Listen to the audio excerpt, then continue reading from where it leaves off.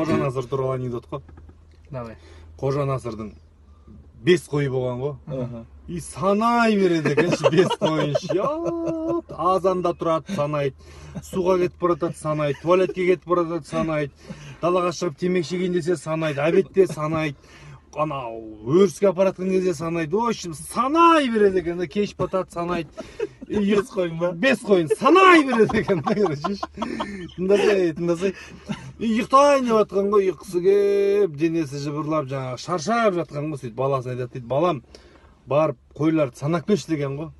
Сөйтсе баласы ағаршы барып келіп санап папасына айтады дейді, папа, 4-ақ қой қалыпты ғой деген ғой.